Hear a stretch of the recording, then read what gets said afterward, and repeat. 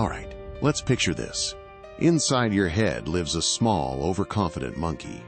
He's the bouncer of your brain, running the Reticular Activating System, RAS, a fancy neuroscience term for the guy who decides what gets into the Grand Central Library. Now, this isn't just any library. Imagine the shiniest, most important hall in your brain, with gold-trimmed shelves, velvet neurons, and a giant neon sign flashing, "Authorized thoughts only." It's the place you protect at all costs, because once something gets filed here, it becomes the rule book for how you live. Billions of signals knock on the door every second, and Monkey, wearing his little bouncer vest, waves some in and kicks most out. He's fast, decisive, and way too sure of himself. If the monkey has previously scribbled, "We're poor," in his Grand Central Library, then even if you buy a much nicer car, live in a bigger house, or even win the lottery, Monkey still growls. Nope, doesn't count. Forget bin.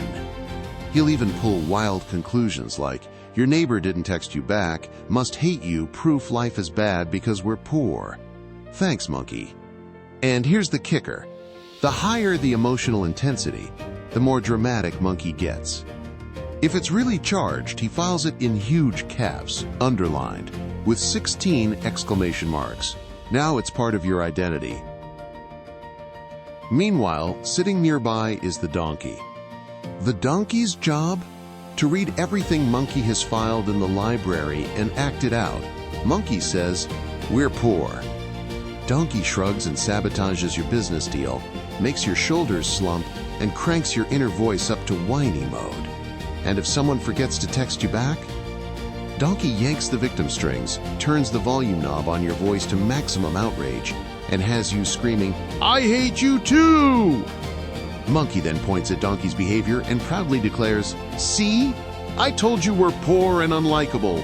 The two of them high-five in this endless loop of doom. And then, somewhere in the corner, you've got the captain. He's the ambitious one, dreaming of yachts, meaningful friendships, six-pack abs, and great communication with kids and spouse. Sure. He's the visionary and wants something better. But every time he sets a course, Monkey sulks. Boring, risky, and Donkey yanks the wheel back toward whatever's already written in the library. Frustrated, the captain tries a classic motivational hack, positive affirmations. He figures if he repeats, "I'm rich, I'm loved, I'm successful," enough times, eventually Monkey will give in and file it in the library. Donkey will read and adapt his commands toward success. But no, Monkey doesn't support contradiction and hits the alarm. Donkey goes full drama llama, and your prefrontal cortex chimes in. Stop lying to yourself. Boom. Dissonance, stress, sabotage. One day, after yet another failed, "I am rich, I am successful, I am Beyoncé," mirror pep talk, the captain slams his head on the table. He realizes he's in a rigged game. Monkey controls the library, Donkey enforces it, and every time he tries to brute force a new belief, the whole brain union goes on strike. But then, the captain spots a loophole. See, Monkey has one giant weakness. He loves showing how smart he is. Ask him a question, and he cannot resist answering it. Monkey could be in the middle of an existential crisis, but if you ask, "Who knows why?" he'll drop everything and yell, "Me!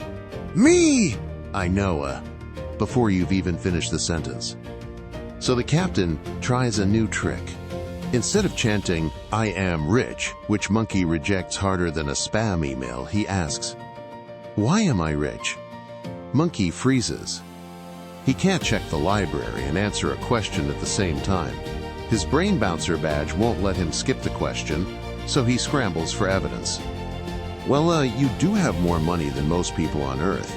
You also own a phone that costs more than a village goat, and people actually like working with you. Plus, you survived college cafeteria food, which is basically proof of resilience. Yeah, fine, we're kind of rich." Boom. For the first time, Monkey sneaks a positive entry into the library.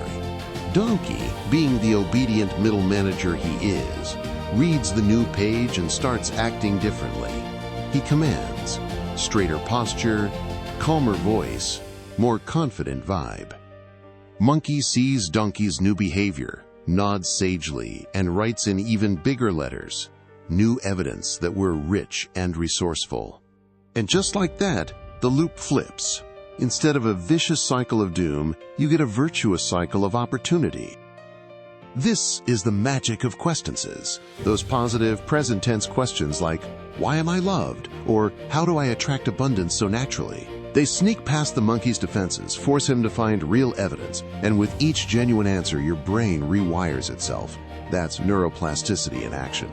Neurons that fire together, wire together. And the best part? Every answer doesn't just stay in your head. It gets filed into the library. Donkey, then, acts it out in your body and life. Monkey double confirms it. Captain finally gets to steer the ship. And little by little, reality itself shifts. Cut 2. The six-pack captain confidently steering his shiny new yacht. His wife leans over and asks an important question. Honey, are you sure you know where we're going? The captain grins, shades on, and replies, of course. Monkey says we're rich. Donkey agrees, and for once, I'm actually in charge.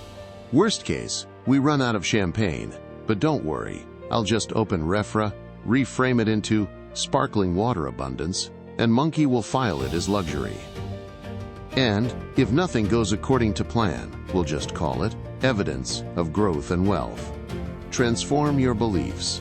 Live fulfilled. Refra. Download today and start your journey.